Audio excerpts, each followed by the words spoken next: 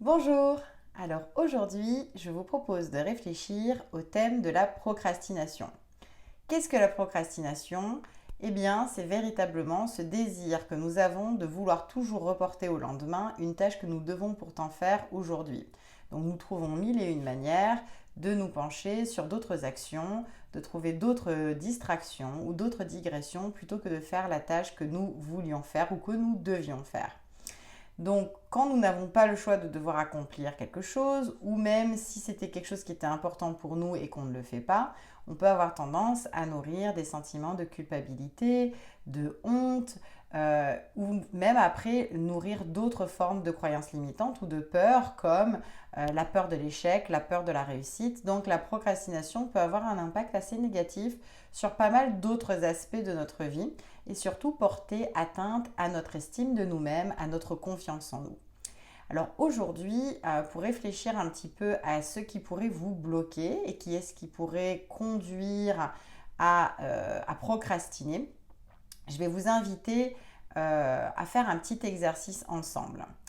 Donc, on va réfléchir ensemble finalement aux pistes qui, selon vous, sont les plus efficaces pour combattre la procrastination. Puis, parce que c'est quelque chose qui est particulièrement personnel et qu'il n'y a pas de solutions qui vont marcher pour tout le monde, évidemment, selon la situation dans laquelle vous êtes.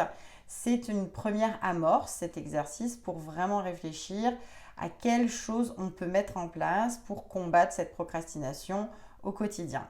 Évidemment, outre cet exercice, bien souvent, la procrastination vient toucher des choses beaucoup plus profondes chez un individu et nécessite souvent donc un accompagnement avec un professionnel comme moi-même pour arriver à voir un peu c'est quoi qui se cache au cœur de ça et qu'est-ce qu'il faudra aller remettre en question, comment est-ce qu'il faudra reprogrammer le cerveau à penser différemment.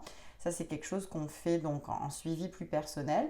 Mais je pense que cet exercice, c'est déjà un premier pas pour arriver à défricher, si on veut, le terrain et à augmenter cette connaissance de soi-même, puis cette conscience de soi, de comment on est dans certaines situations.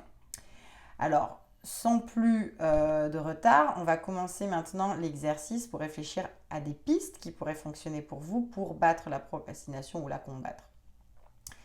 Vous allez commencer par penser à une situation au cours de laquelle vous êtes parvenu à vaincre les tentatives de procrastination.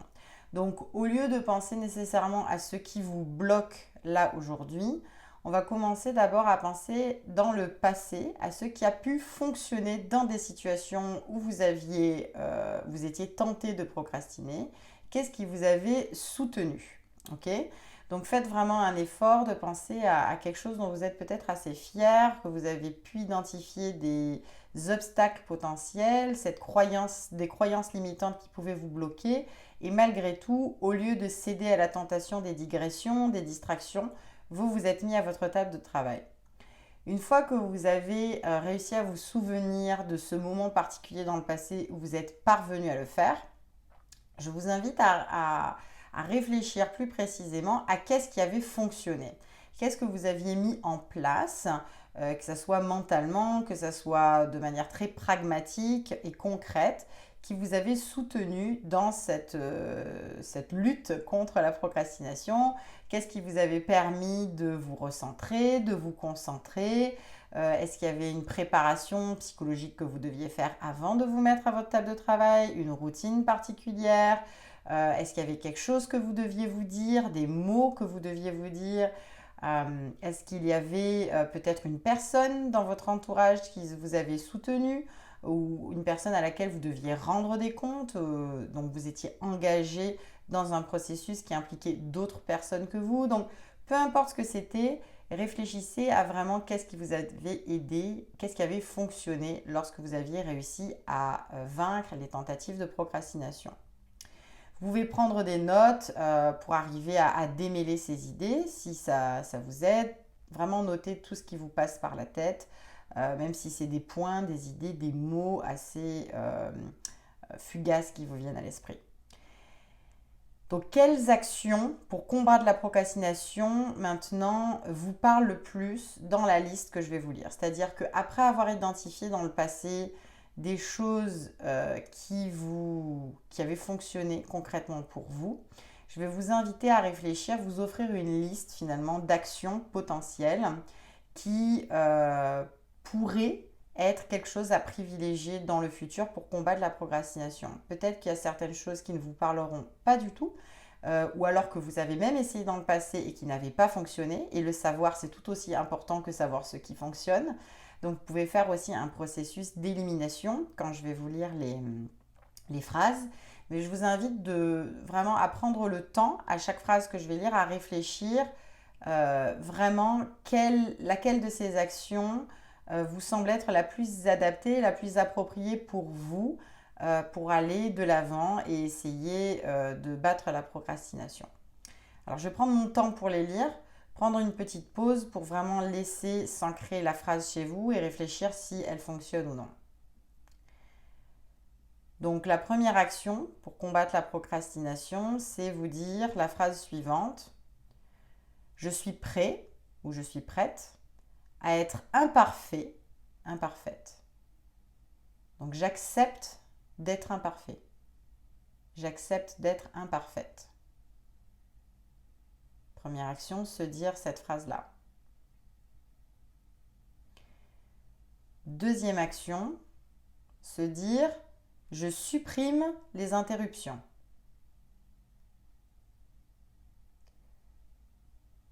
Troisième action, me dire lorsque je me sens débordée, je décompose la tâche en sous-tâches. Donc, lorsque je me sens débordée, je décortique en sous-tâches la tâche que je devais accomplir. Action numéro 4 possible. Je commence par une petite partie de la tâche pour me lancer.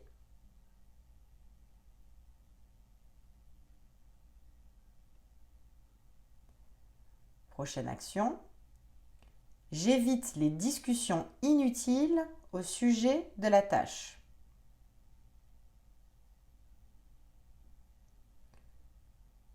Prochaine action. Je me concentre sur l'essentiel.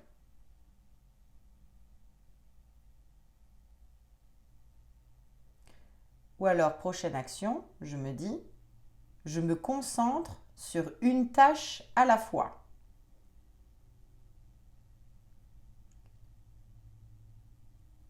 Prochaine action, je me dis, je prends rapidement les décisions sans importance. Prochaine action, je me dis, je me donne des délais. Donc, j'établis des échéanciers. Prochaine action, je commence par la tâche ou la partie de la tâche la plus difficile. Ou alors cette phrase, on pourrait la voir différemment. Je commence par la tâche ou la partie de la tâche qui me rend le plus inconfortable. Donc difficile pourrait être autre chose, pourrait être plus inconfortable ou celle que je rechigne le plus à faire. Puis cette phrase, se dire ça correspond à une approche, à une action. Par exemple, pour ceux qui sont familiers avec l'approche de Eat the Frog, donc manger la grenouille en premier, qui est une approche parfois conseillée pour vaincre la procrastination, c'est commencer par la tâche qui nous intéresse le moins. Encore là, ça ne veut pas dire que cela fonctionne pour vous. C'est une des actions possibles. Prochaine action, je me dis, je laisse de côté les tâches secondaires pour que je puisse passer directement au projet d'une plus grande importance.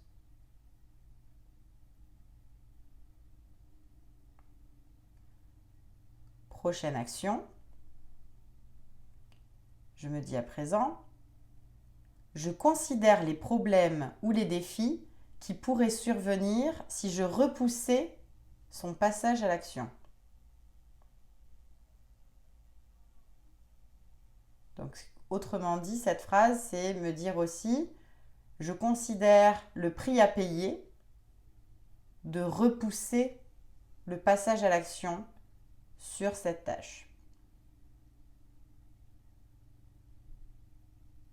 Et enfin, dernière phrase, dernière action, je me promets une récompense lorsque j'aurai effectué une tâche désagréable. Donc vraiment cette idée de si je me promets une forme de gratification, de récompense pour me féliciter, pour célébrer d'avoir accompli cette tâche, est-ce que ça va m'aider à vaincre la procrastination? Donc ça, c'est la dernière phrase. Donc vous avez vu qu'il y a différentes phrases qui correspondent à différentes manières de penser à votre tâche pour essayer d'avancer.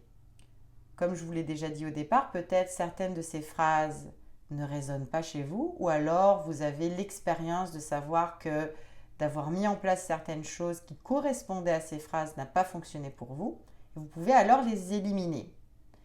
Mais penchez-vous alors sur celle qui pourrait être une nouvelle manière de penser à la tâche, qui vous permettrait peut-être de sortir de cette forme d'impasse dans laquelle vous pouvez peut-être vous sentir en répétant une habitude de procrastination. Si jamais certaines phrases résonnent plus que d'autres chez vous, j'aimerais beaucoup vous entendre dans les commentaires. Si vous pensez même à une autre formulation, une autre phrase qui vous aide à vaincre la procrastination, à aller de l'avant, que vous aimeriez partager avec moi ou avec les autres personnes qui regardent les vidéos de la médiathèque, n'hésitez pas non plus à le faire dans les commentaires.